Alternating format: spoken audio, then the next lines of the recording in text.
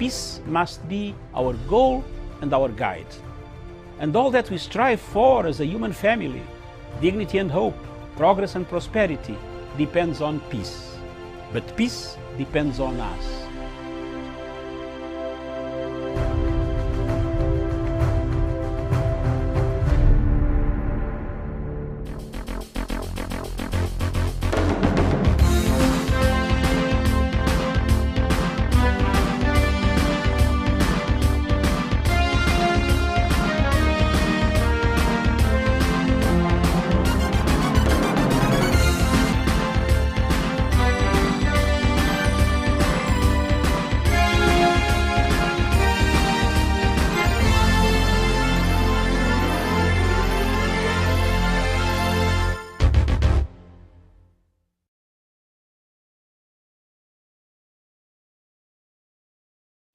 This is Good Morning Africa special edition coming to you all the way from the coastal city of Mombasa at White Sands Hotel, Beach and Resort. My name is Miriam Ogutu.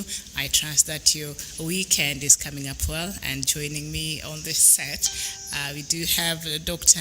David Matanga. Doctor, very good morning to you. Good morning, Miriam. Thank you very much, viewers, wherever you are in the world. We are coming live from Mombasa, the second capital city of Kenya, at the coastal area of the Indian Ocean. Good morning. All right, very well. So usually, Doctor, it's been a while since we've been able to do this together. Yes. So we'll go through the newspapers this morning. So perhaps I don't know which paper you have there. Maybe you could tell us what is in the headline. First of all, the Saturday Nation. The Nation talks about General Kaiseri, the late Minister of Internal Security of Kenya, my great friend, the man we struggled together when we went to Addis Ababa for the African Union, a man who died abruptly. And it is an anniversary today, the 4 years ago. I last saw him the same week, or the first week. Then the second week, he told me to meet him on Thursday, I remember. And then I did not meet him on Thursday. On Saturday, he had gone to the Maker. May his soul rest in peace. A great guy, a great decision maker. It was time approaching elections in Kenya. It put a lot of tension to the people of Kenya. But today, we celebrate 4 years of his departure. He has left a legacy. We still remember him. And the wife has done a memorial remembrance, Thanksgiving in this newspaper, the Saturday Nation. On top of that, also, Uhuru allies scatter Raila coalition talks.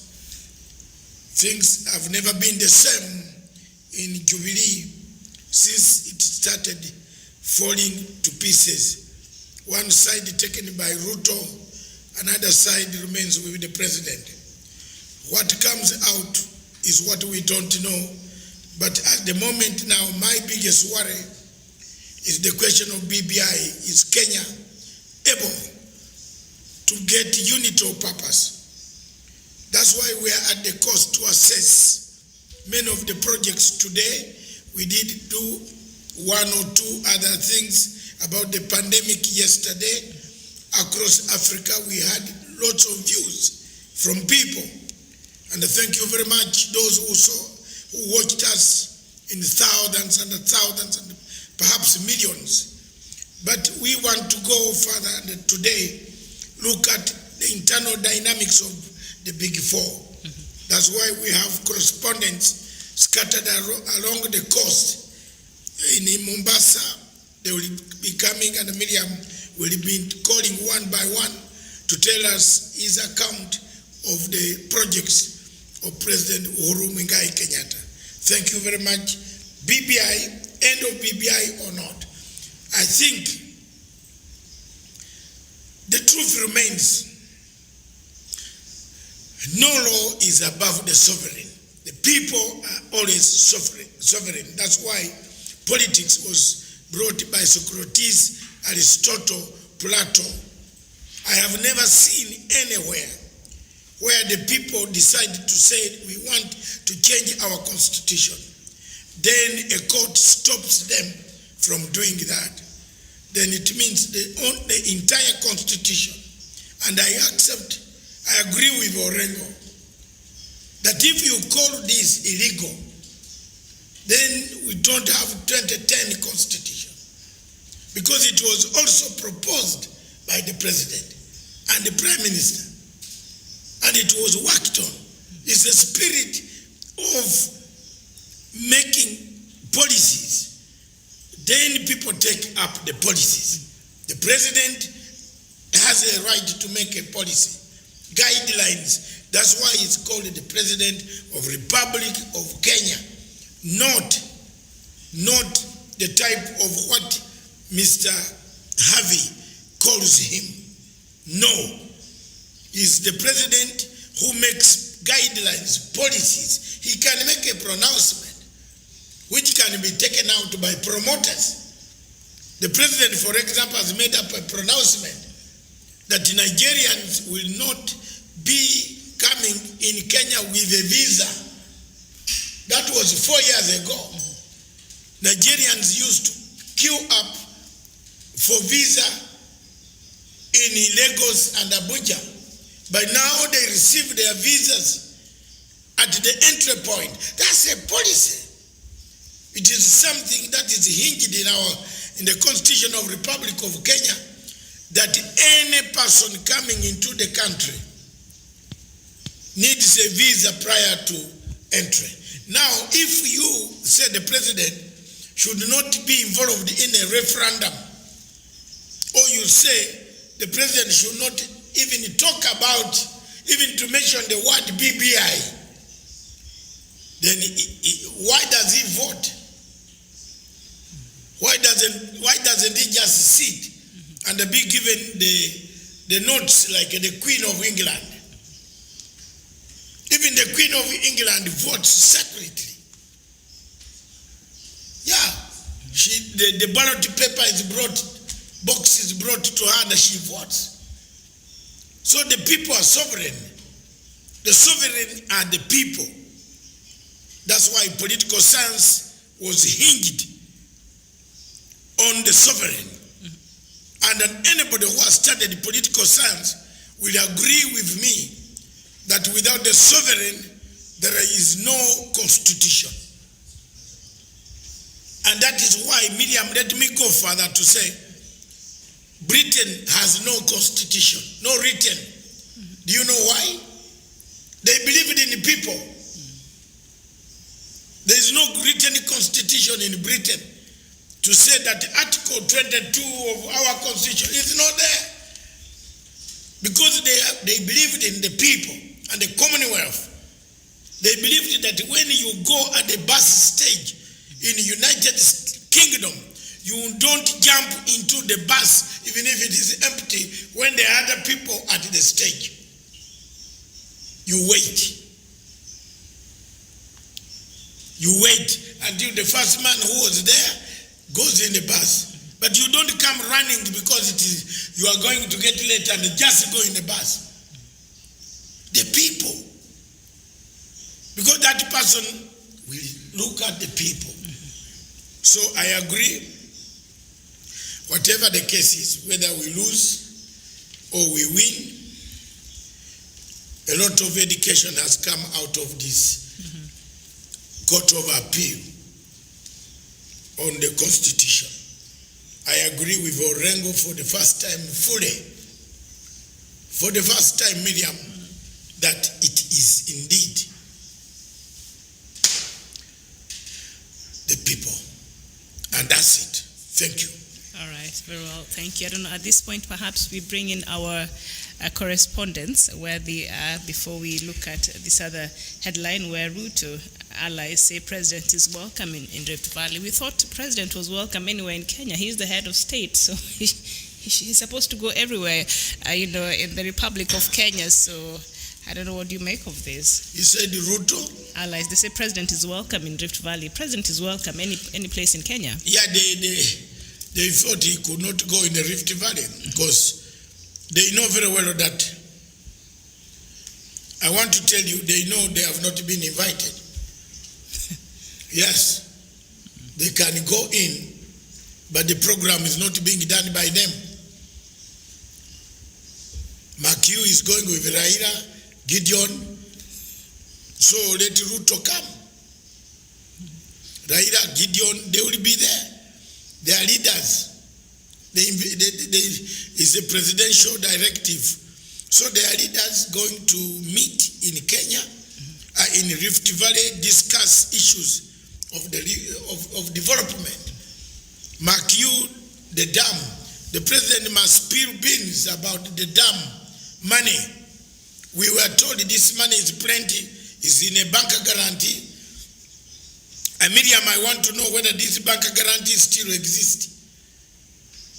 The Italian man is demanding from the government of Republic of Kenya for money.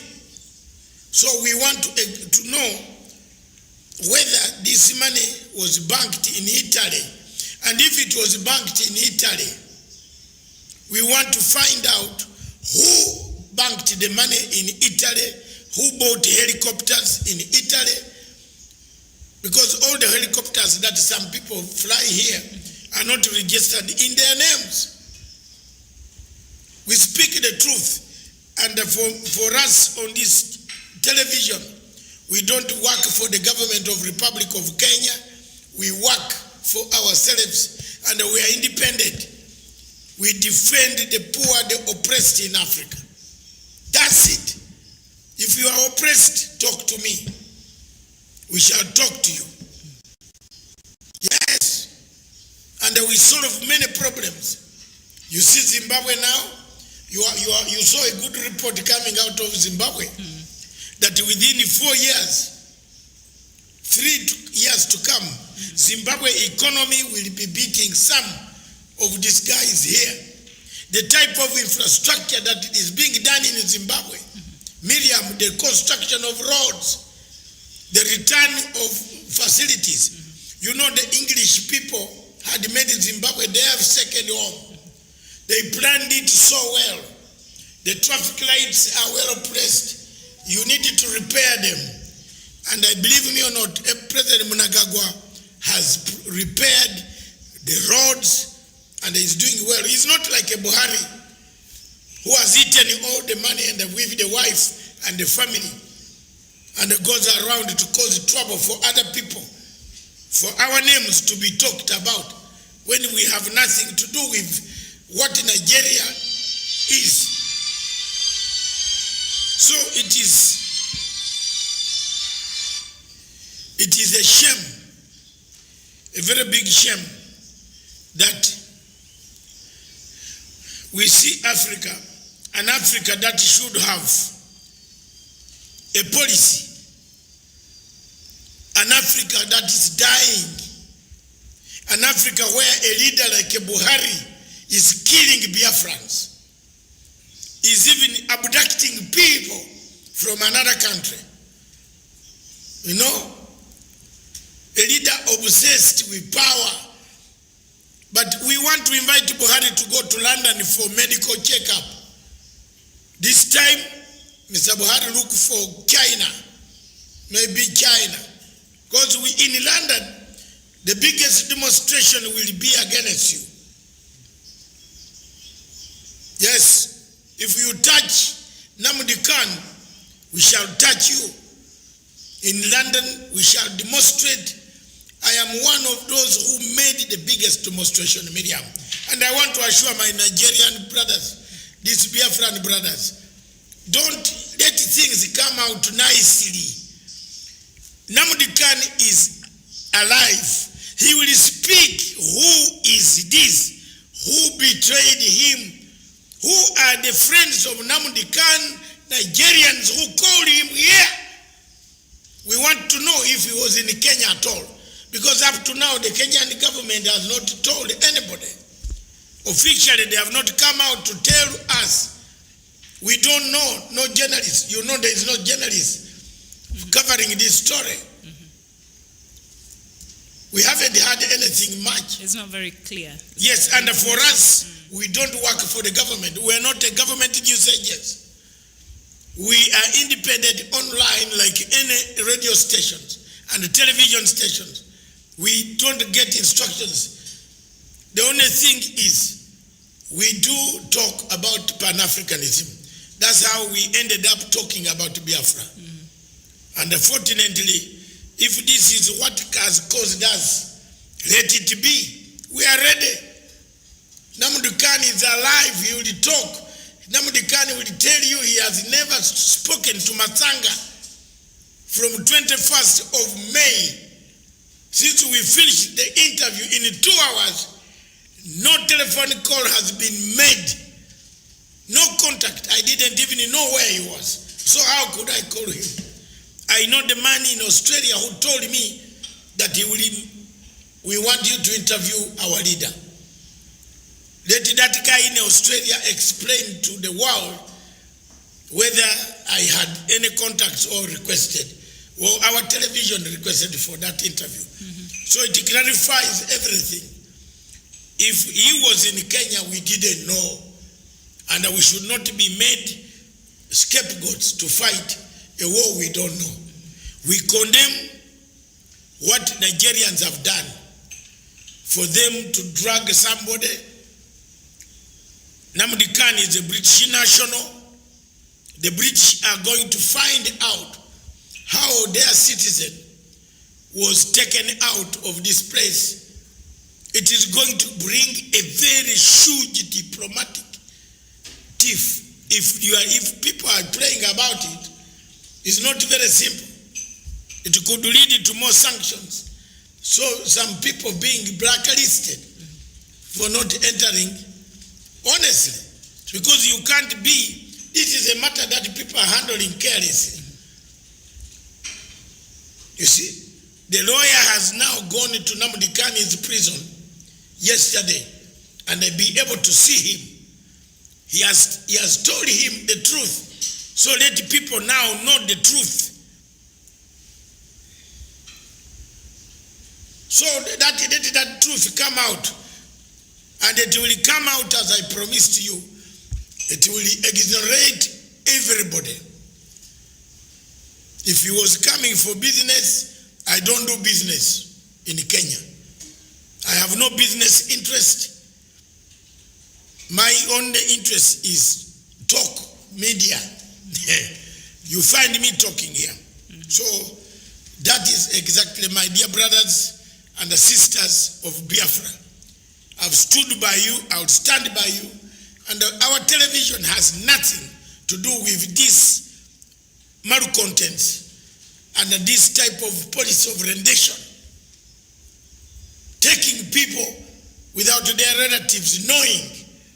That one, no, I am equally myself, the one you see here. I'm a refugee. So I'm even now more worried myself. Yes. I'm a refugee under the Geneva Convention. So if, I don't know, no. That one, I don't know how it happened and why Kenya, I don't know. All right. I get Saint Miriam. Because most of our brothers here are on the line, they're asking so many questions. I think that will. And we cannot avoid the question to answer them. Yes. We need to tell them the truth. Yes. There are people who have lost their person. This man came out openly on my interview and said he does not like Buhari. Imagine him now in jail facing Buhari. They have a right to complain. They do, but at Yes. this point, I think we can't speak for the government of Kenya, so probably the Ministry of Foreign Affairs or, the responsible ministry will come out and perhaps offer any kind of explanation if they deem fit. And of course, there have been conflicting, information. The first time we heard he was arrested on the 26th, right? Is it 26th or 27? And then yesterday, I think a statement was released to say that he was actually arrested and he stayed in Kenya for 8 days under arrest before he was handed over. So we don't know which is which. So once we're able to get this clarification, I think it will be important to see which way forward. But at this point, I think we can't speak for the government of Kenya, so that is not our call. But we interviewed Nnamdi Kanu when he was in London, because that is the location we were told he was at. And no, he was not coming to Kenya to have an interview with our television station. No, that is a misinformation. We didn't even know he was in Kenya. In fact, I was reading one of the newspapers here that said he even owns a house in Nairobi. We did not know that. We didn't know that he has a house in Nairobi. Yes, one of our newspapers here reported that. We did not know. The newspaper now says he had a house in Nairobi. Those are information. So it looks like there's more to that story. Yes, it looks like the Kenya, the embassy, Nigerian embassy in Kenya, has been trailing Mr. Nnamdi Kanu. I think there's more to that story than just meet the eye. So let's just, we urge you to just calm down, and in due time, I think we will know the whole story and the facts as they are. So, but we do understand your pain and what you're going through now. Okay, so Doctor, we bring in our panelists. Yes, let's bring in our correspondents. Yes, who are out there. We have clarified on that Kenya and Nnamdi Kanu story, Miriam. Yes. It will never go away as long as we open our television. Yeah, Biafra. And it is only also, you can't blame the Biafrans. I understand, yes. It is the only source of information that has been there for 6 years for them. From 2016, this television and my mouth has been talking and showing pictures of the people, and also to shame Buhari and everybody. From next week, I am going to show all the videos of how Buhari is killing Nigerians. We want to make this whole world dirty so that people can know the type of murder that Buhari is doing in Nigeria. We can't keep quiet. Sorry. All right. Mr. Kanu, remember, we are here. Sorry, we shall fight for you. We shall fight and expose to the UN Security Council the atrocities committed by Buhari regime, the killing of the innocent younger men, and we cannot keep quiet. No. Who is a terrorist? Between Buhari and Nnamdi Kanu, who is a terrorist? It's Buhari. Because he has got Boko Haram. He told us that he will kill Boko Haram in 100 days. They are killing people. So who is a terrorist? Even Obasanjo says there is something wrong with Buhari, yes.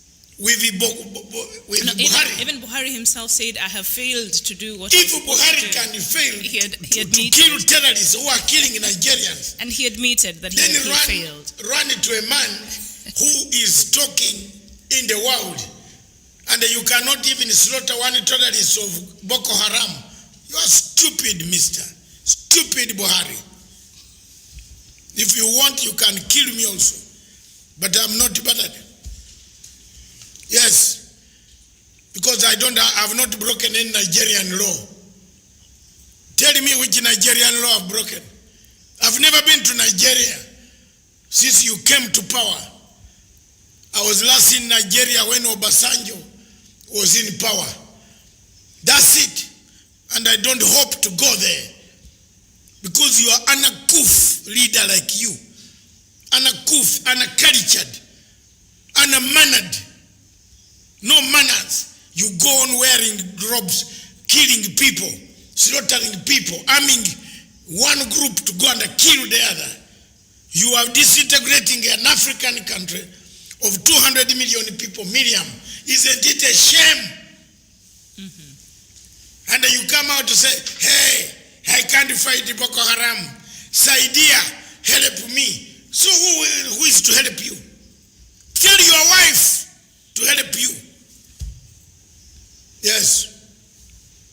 You took power and said you will finish Boko Haram. Boko Haram now has swept the whole of Sahara region. Sahara region. It came from Nigeria's disease. The disease is Nigeria. The disease of Africa is Nigeria. The area it is rearranged, the better. So Buhari, come for me. I've spoken. I have a right to speak. And I'm going to speak. In fact, I'm going to create like 6 channels in London to speak about you every day. Then you will see how powerful I am. Let me go to Sky News soon. You will not survive in that country. You will have a revolution. Because this is too much. We can't wait. The guy is killing this young man. The army has turned its guns on these guys. There are 2 tribes. The war in Nigeria is like the war in South Sudan. The Dinka versus the Nur. And if we don't step up, if we don't shout, there will be death. And we are not going to keep quiet. Sorry. The Fulanis are killing the Igbo. The Muslims are killing the Christians.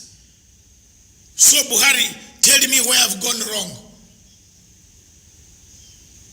2 days ago, Buhari went to a house of a Yoruba man. You saw that. They killed his wife, they killed so many people. Are these the people we should keep quiet by silencing us? And the same media, now Buhari turns on us because he has seen that interview, exposed the whole Nigeria problem. You know, Kanu's last interview on last May 21st, exposed what the belly, the underbelly of Namdi Khan, of Buhari. It brought out Buhari's underbelly, how bankrupt Nigeria was. A government of 200 million people. The people, they cannot even control their own border. What country is this, Miriam? And I was just looking at the headlines from the leading newspapers there in Nigeria, one of them being The Punch. Usually we get some information there from The Punch. And it says, Igboho goes underground, whereabouts unknown to associates phones off. So the people are also agitating for the, the other groups that are also agitating for secession.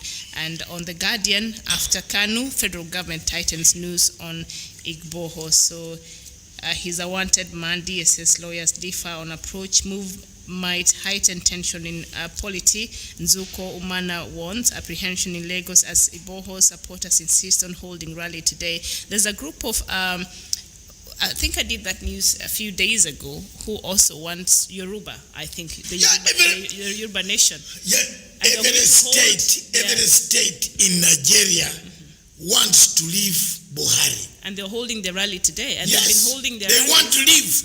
It is not us. So we as Africans, you don't want us to talk?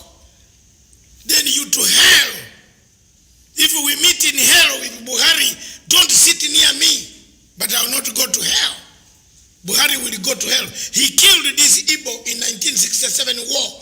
I followed the footsteps of Obote, Nyerere, Kaunda, who was yesterday. They were the first people in Africa to recognize Biafra. Yes.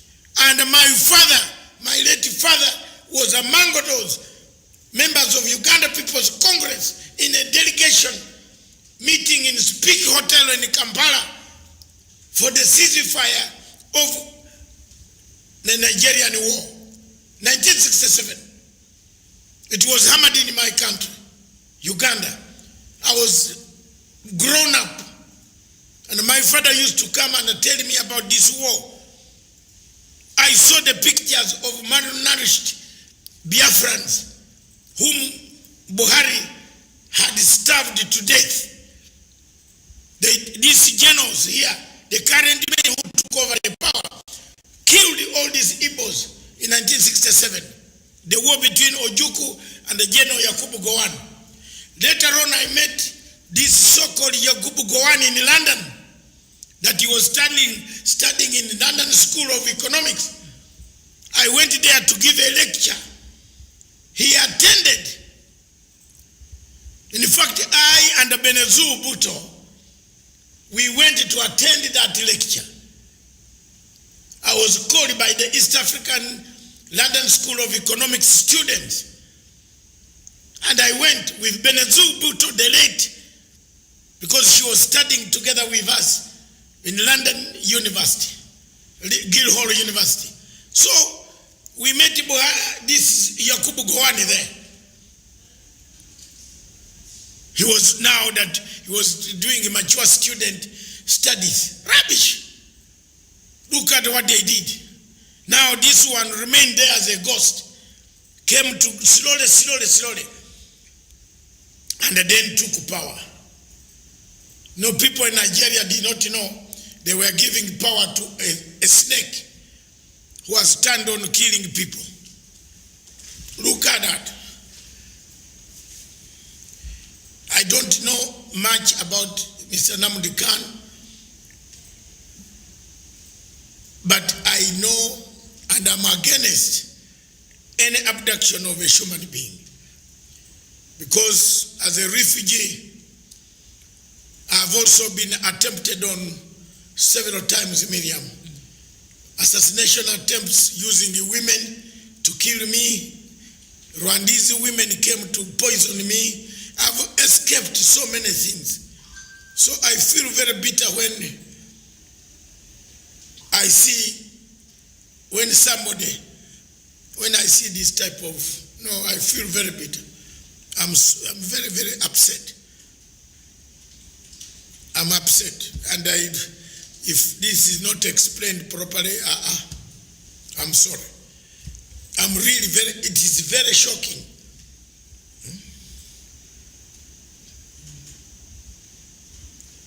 All right. Hopefully in due time we'll get the explanation that is required and more information will come out. So we continue to urge some calm, even as the situation continues to unfold. Thank you so much. So I think right now we bring in our correspondents from the lovely beaches of Mombasa.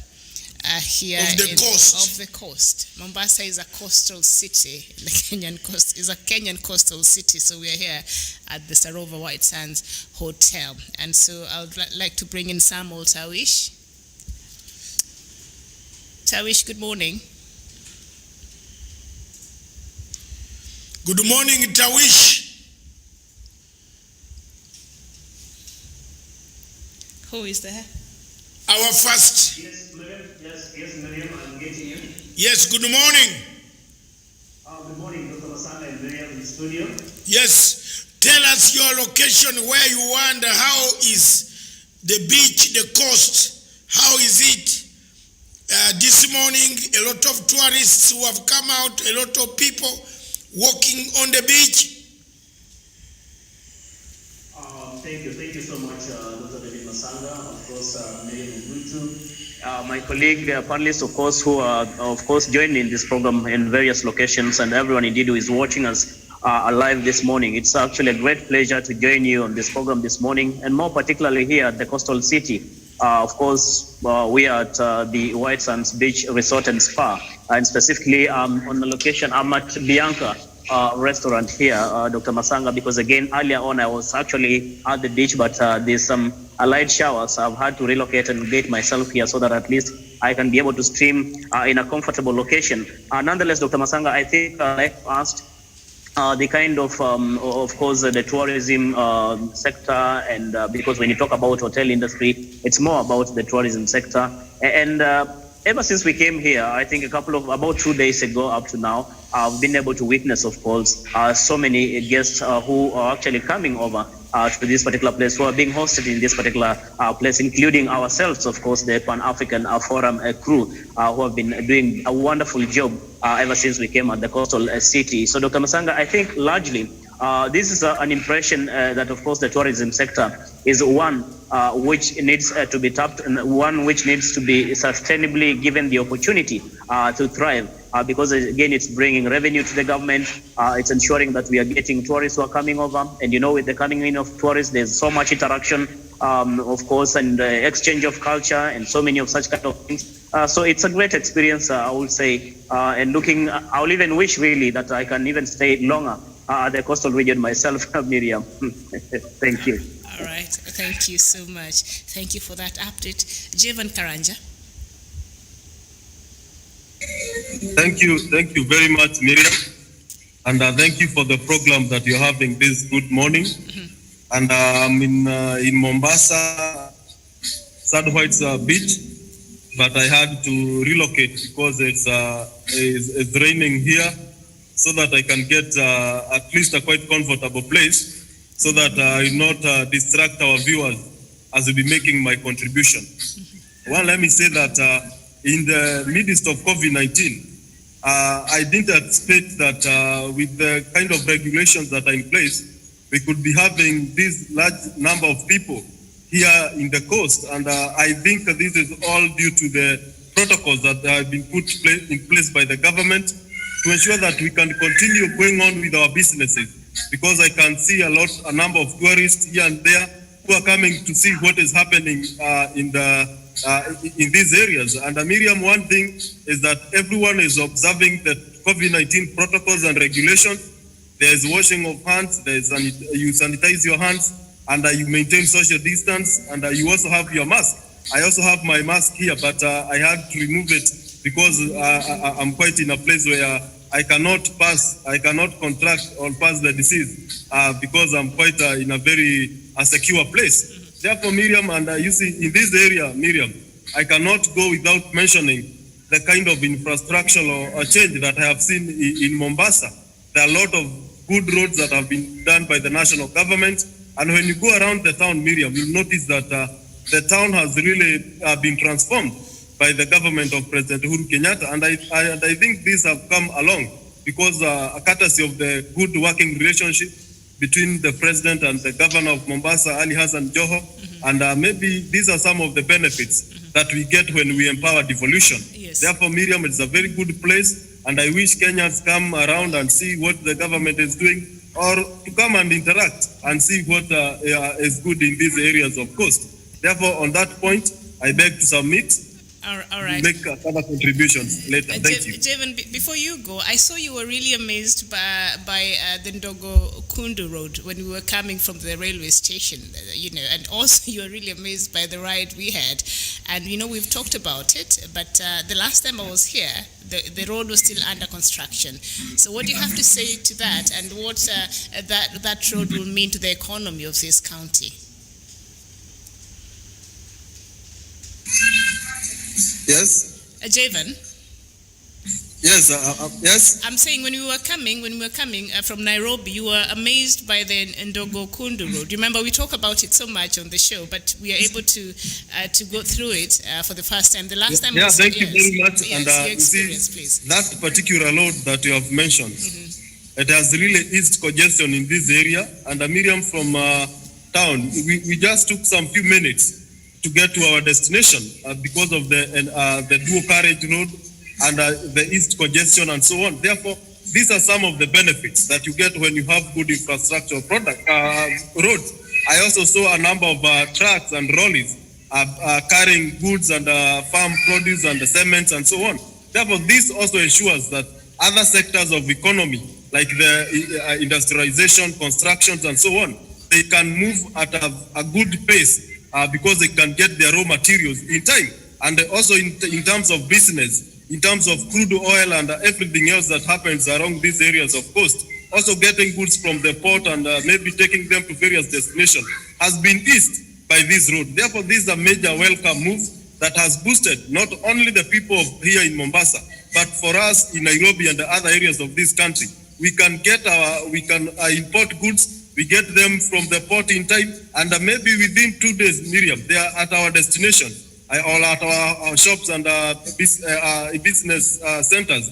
Therefore, these are very good move, and I wish, Miriam, there are people who keep saying that they will not eat roads, and I want to remind them, Miriam, roads and infrastructure development, like railway, airports, and everything else, Miriam, they accelerate the growth of other aspects of economy.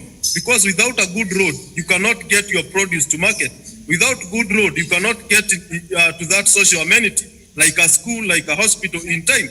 Therefore, we need good roads, we need good infrastructure network so that we can boost other economic aspects, so that we can grow as a country. Because, Miriam, as we speak, even in the developed country, like US and Britain or London, they have good road networks, they have good infrastructure network. Therefore, I want to remind Kenyans, we cannot be a first world class country without good roads. They started with good roads, they laid the foundation, and now they are working on economy. Therefore, the president will come after President Uhuru Kenyatta, because President Uhuru Kenyatta has really worked on the infrastructural side. He will come and do something else. Therefore, this is how we grow economy. But we cannot have something in the pocket, Miriam, when we have good roads. Therefore, this means even the cost of maintaining the cars and the motorbikes for the boda guys, it will increase. And we want them to make profits. They cannot make profits when they are using deplorable roads. Therefore, these are a major welcome move. And I wish President Uhuru Kenyatta, before he goes on his retire, before he finishes his term, his tenure of office, he'll be able to complete other ongoing projects across the country. All right. Thank you, I submit. Thank you so much. Douglas Kirimi, good morning. Douglas, good morning. Good morning, Miriam, and also to Dr. David Masanga and my co-panelists. All right. I'm so glad that we are here, been able to see the great development projects that Jevan has spoken earlier. I have been able to talk to a few people who have been given title deeds by the administration of President Uhuru Kenyatta, and it has really changed their fortunes. I don't know, when you have a deed, you can be able to soar your economic fortunes because your land gets more value. And also for the Ndongo-Kundu bypass, the famous Ndongo-Kundu bypass, Miriam, we've spoken about it before, and this bypass has been able to transform the lives of so many people. And also in terms of tourism sector, many countries, as we know, have continued crossing down their own economies, but our economy, through the stringent measures that have been put out by government, we've been able to reopen up, and these hotels, I can tell you, Miriam, are full of booked at full capacity or near full capacity, and business is booming at the coastal city of Mombasa, Miriam. Thank you. I beg to submit. Yes, and Douglas, I know before you go, I know you're planning to go see the floating bridge later. Will you? Okay, I think we've lost. Are you going to see the floating bridge? Douglas. All right, I think I'm afraid we've lost Douglas. Yeah, good morning, Dr. Mathanga and Miriam Ogutu. All right, in studio. Good morning, Patrick.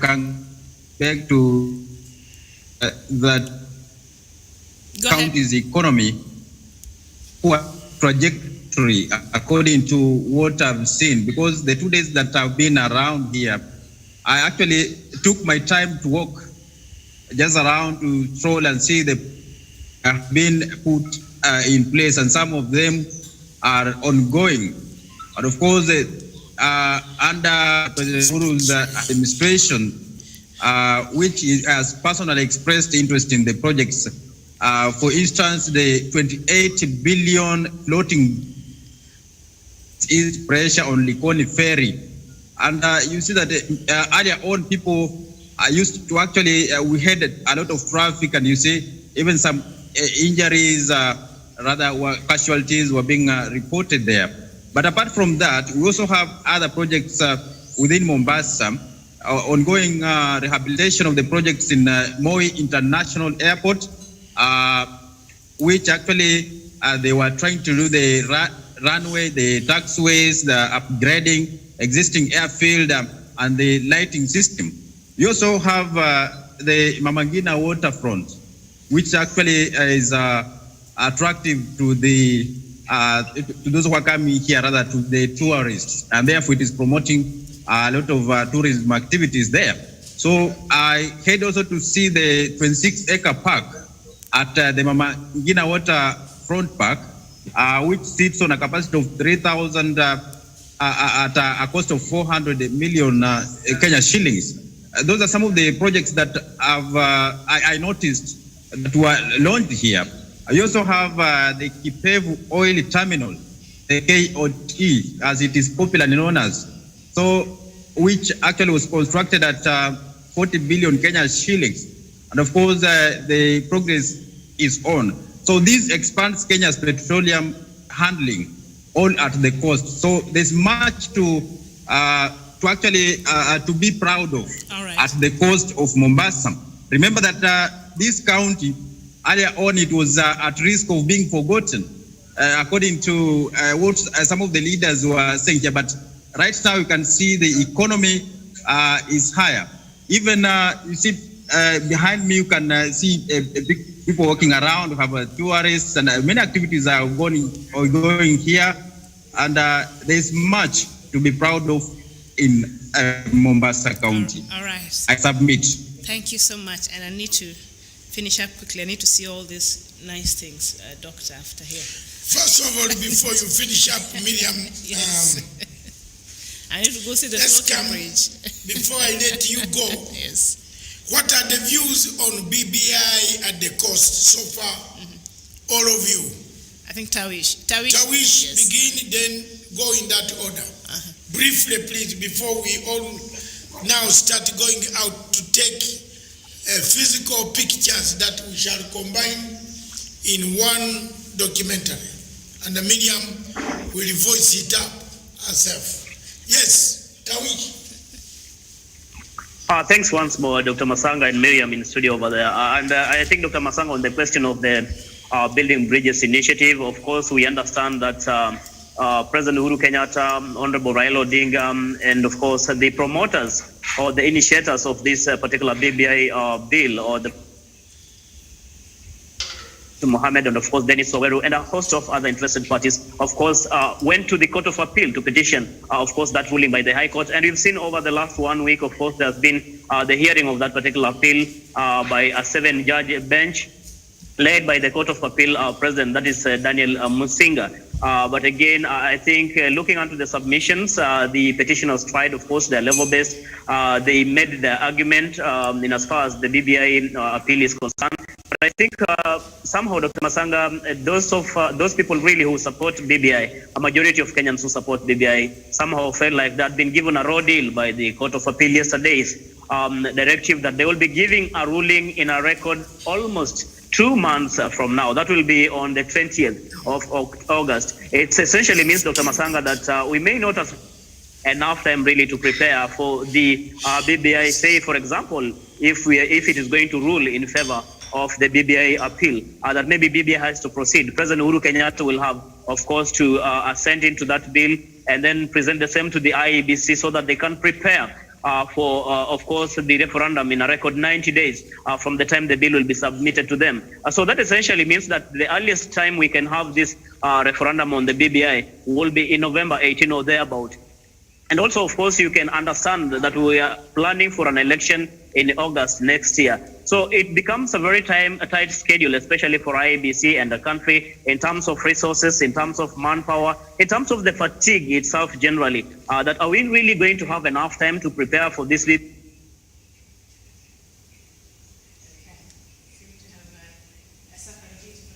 The admittance of that particular appeal by the Court of Appeal means that the IEBC will have the opportunity to eliminate the additional constituencies, a record of over, I think, 70, if I'm not very wrong. So that in itself also will take a record of almost 6 months. That means we'll be taken up to April next year. And again, we are scheduling to have an election in August. So when you look onto these timelines, it is a bit hectic for the country. It's a bit hectic for IEBC. It is only time that we need to have a candid discussion on the way forward. That in particular, now that the Court of Appeal has said they will be ruling in August on the way forward about this particular appeal, it itself makes it difficult for this country. But I think the discussion that we are likely going to have is that now that it is more likely we should have this BBI actually being passed, because we cannot actually auction ourselves and get into an election next year without having this BBI bill actually passed, because in itself, actually, it carries along what Kenyans look as a magic jab to heal the divide that has been in this nation,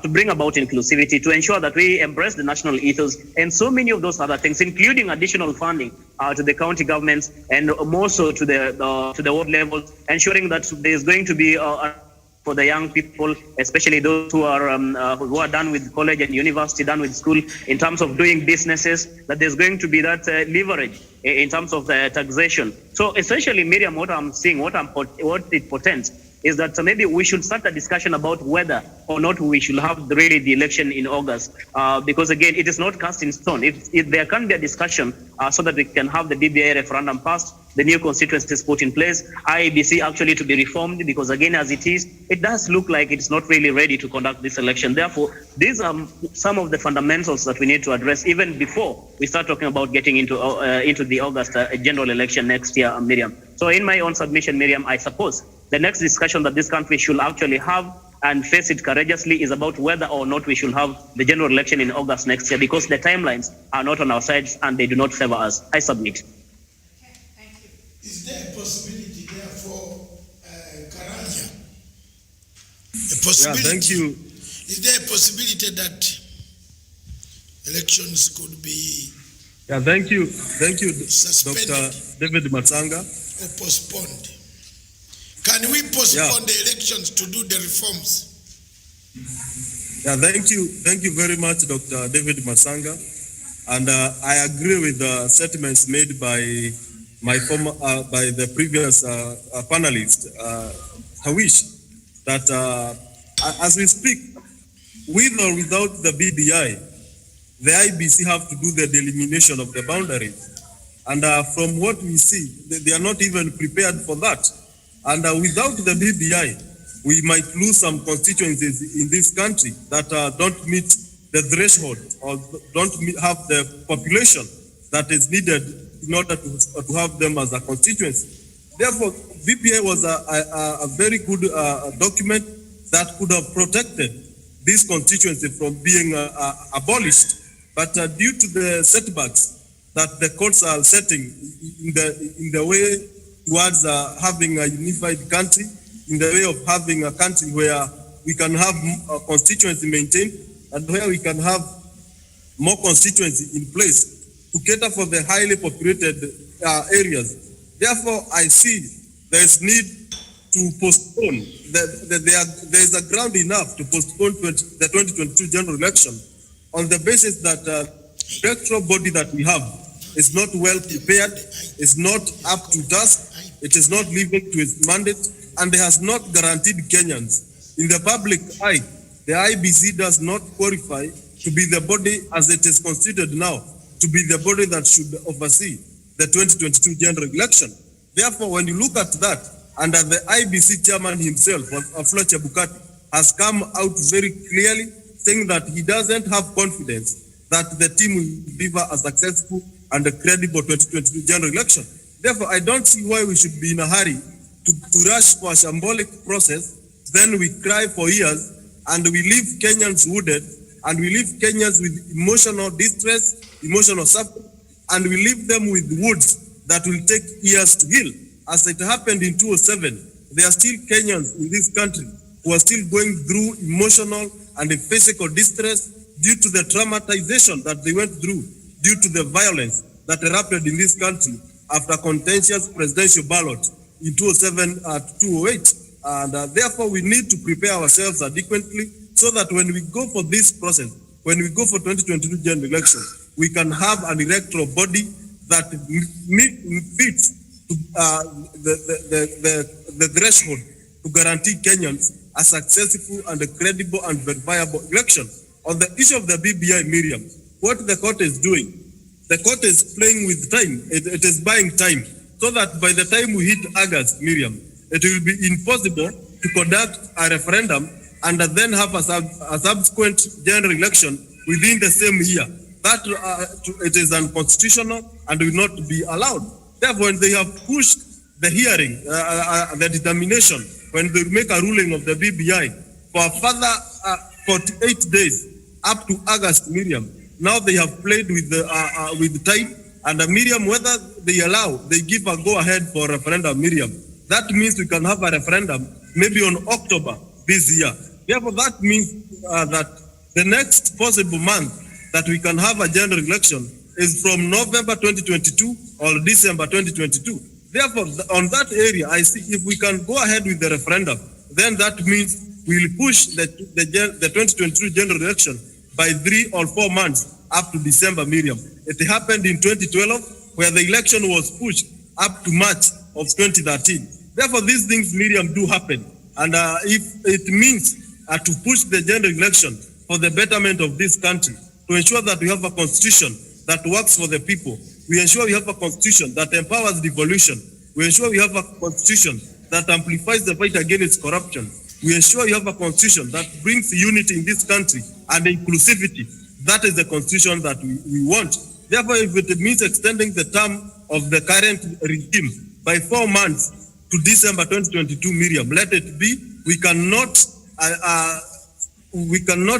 lose the bigger picture because of the small mistakes or small setbacks that you are getting from the courts, Miriam. The amount of money that we lose in this country when we go for contentious election, when people relocate from their place, when properties is destroyed because of a general election, when lives are lost because of elections, Miriam, cannot be compared with 4 months or 1 year extension of the current regime led by President Uhuru Kenyatta. We better extend, we better lose some few coins, paying the members of parliament and paying the staff and so on, than losing billions, than destroying our economy, losing tourism, destroying other aspects that makes this country grow in the name of going for a symbolic process. Therefore, I see the need to have the general election pushed a bit by 4 or 6 months so that we can have adequate time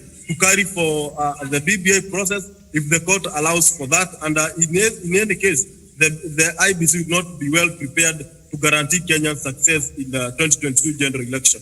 I submit.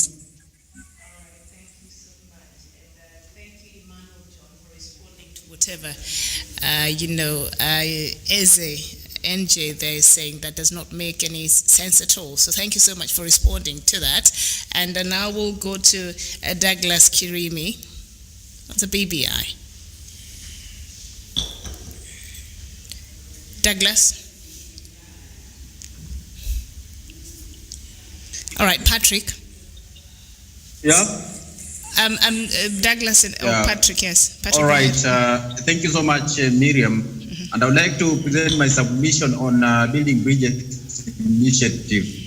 And of course, the Building Bridges Initiative on just the way it sounds, of course, it is it needs to serve to build the bridges that had been broken those days. And remember that even our forefathers had wanted this thing to happen. But you see, when President Uhuru Kenyatta came in to do the handshake with the leader Raila Amolo Odinga, of course, in the year 2018, the month of March 9th, it was something that was well informed to make Kenya united. And in this case, even when you interact with Kenyans, they will actually tell you even the atmosphere itself is showing that things have really changed. We will not be having even the tourists coming to Kenya. Remember, there was some fear. Atmosphere was so much of fear as people could not even travel to any other counties just because of this. And therefore, it is very, very important for the court to consider this at this particular moment. This is what is going to save Kenya. And if you are not ready to make the BBI go through, rather to prepare the exam, then that means you are not prepared at the moment. And therefore, it will mean that elections should be postponed until we are ready to carry out what will be peaceful for all of us, to carry out the cause for uniting Kenya through the Building Bridges Initiative. It's very, very essential at this particular time for the court to consider that even though the proponents and even the opponents of these particular bridge calls actually should actually push the unity for Kenya. You know, when President Uhuru Kenyatta and ODM leader Raila Odinga united in 2018, it did not mean that the unity was for two of them only. It was meant for Kenya, making Kenya better. And in this case, it's very essential even for Kenyans also to focus on this, because they have already seen the fruits for unity agenda that has been steered forward. Even the development will be okay. The distribution of resources, according to when you look at the agendas that are there, we have the 9-point agenda that are in that particular document, including even the youth. Everybody, everyone in this particular country has been considered in that particular document. So it is very, very essential for us all to consider this, and the court to do their analysis as it should be, and also consider to do the referendum before the elections are held. Therefore, if you are not ready, let us just postpone it. I submit, Miriam. Okay, thank you so much, and thank you, Wako Benzauto. You're telling them to stop all this unnecessary comments and focus on what is important. I mean, thank you so much for watching. Doctor, do you have anything else that you can add? Nothing. All right. Only that we go out and find more, take more pictures, all of you. We are at the coast, and anybody in the coast who wants to talk to us, feel free, take some interviews. Thank you very much. Thank you, the people of the coast. Thank you. God bless you all. And hallelujah, hallelujah. We pray for Nnamdi Kanu to be free very soon. Something to say on the Building Bridges initiative and also the postponement of elections. Yeah, okay, in go this ahead. country, Doctor, we need to be able to have the lines very clear. Because at the end of the day, why would we have a constitution that Kenyans want to change, but a few activists will tell the people of Kenya we cannot be able to change the constitution of the Republic of Kenya? We can change the constitution. The constitution of the Republic of Kenya, Article 1, gives the sovereignty and power to the people of Kenya. They can exercise it directly or indirectly through elected representative. That is the president. The interpretation and perception of the constitution, according to judges, does not prevent the people of Kenya what they want. Nobody should tell us the constitution is eternal. This document is not eternal. Before 2010, we didn't have this. And at the end of the day, Doctor, I have interviewed people, I have spoken to people. Nobody wants to do elections in this country where a Shambori make sure that they have been able to compromise IBC with the officials that we have today at IBC, the chairman that we have at IBC. We have no guidance for such people, Doctor. And at the end of the day, we need to ask ourselves, why are we postponing elections? We are postponing elections so that we can have free and fair elections where the commission that has been found and not properly constituted by a court of law to be constituted properly, which allow reforms, and also make sure that as a people, we are very free with IBC that we have. And also, as a country, we can be able to go forward. I heard Jevan Karaja say that we cannot afford to lose the economic gains that we have done because of an election. There are about 10 or 3 people who are running for president in this country, serious people. They can sit down and decide amongst themselves. The people of Kenya are tired of holding elections from one time to another. And again, why would we do elections that then put Kenya into a brink of war? Because elections will be contested. I'm a politician, and I'm saying this with the utmost faith and utmost trust in my soul, that I cannot accept shambolic elections when my election is stolen in 2022. I cannot accept that, and there is nothing that you can do to control my supporters. And the Doctor, we need to also ask ourselves, why are we having elections when people like Douglas will not accept shambolic results? And we know very well that Chebukati is a biased man, and also that commission is not properly constituted. We can postpone government of national unity so that we can be able to take our country forward. Because if I lose an election in 2022, Doctor, how do you expect me to accept? How do you expect my supporters to accept? And they have court orders that are saying this commission is improperly constituted. It is unconstitutional itself.